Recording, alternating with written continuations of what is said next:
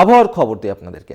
উইকেন্ডে হাওয়া বদল, রাজ্যে শীতের আমেজ, সপ্তাহান্তে শীতের আমেজ শুরু হতে পারে এমনটি কিন্তু পূর্বাভাস দিচ্ছে আবহাওয়া দফতর। অর্থাৎ যে শীতের জন্য অপেক্ষা করছিল রাজ্যবাসী, সেই শীতের আভাস কিন্তু এবার মিলতে চলেছে। উইকেন্ডেই হাওয়া বদল হতে চলেছে, রাজ্যে শীতের আমেজ পড়বে। সপ্তাহান্তে শীতের আমেজ শুরুর পূর্বাভাস দিচ্ছে আলিপুর আবহাওয়া দফতর এবং আগামী 5 দিনে তাপমাত্রা অনেকটাই কমতে পারে এমনটাই কিন্তু পূর্বাভাস দিচ্ছে হাওয়া অফিস, যার কারণে শীত অনুভূত হবে। একেবারেই নভেম্বরের মধ্যখানে আমরা রয়েছি, কিন্তু এখনো পর্যন্ত সেভাবে শীতের দেখা পাওয়া যায়নি। তবে শীতের আমেজ মিলতে চলেছে এই সপ্তাহের শেষের দিক থেকে।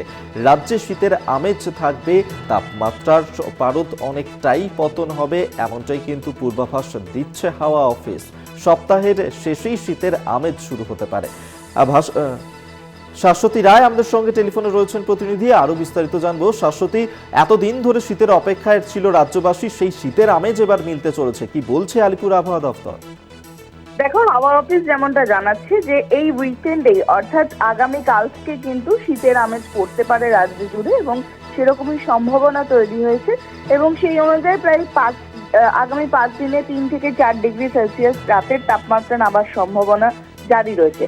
সেক্ষেত্রে শহর কলকাতার ক্ষেত্রে উইকেন্ডে একই পরিস্থিতি হওয়ার সম্ভাবনা। সর্বনিম্ন তাপমাত্রা 20 ডিগ্রি সেলসিয়াস বা তারও নিচে নামতে পারে।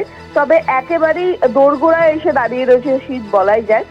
মূলত পরিষ্কার আকাশ এবং সকালের দিকে হালকা কুয়াশা ধোঁয়াশা দেখা মিলছে।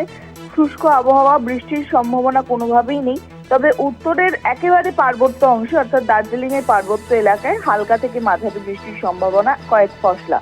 তবে উত্তরবঙ্গে ঘন কুয়াশার সম্ভাবনা জারি রয়েছে এবং প্রত্যেকটি জেলাতেই উত্তরবঙ্গে কুয়াশার সতর্কতা রয়েছে এবং দৃশ্যমানতা কমার সম্ভাবনার কথা জানাচ্ছে হাওয়া অফিস।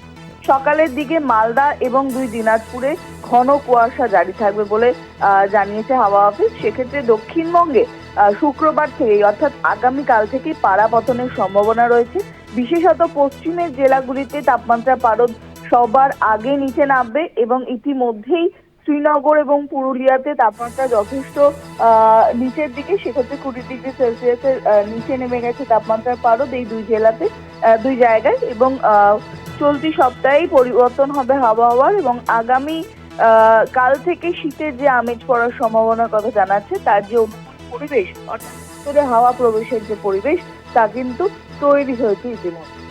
ধন্যবাদ তোমায় শাশ্বতী রায়, আমাদের সঙ্গে টেলিফোনে ছিলেন প্রতিনিধি।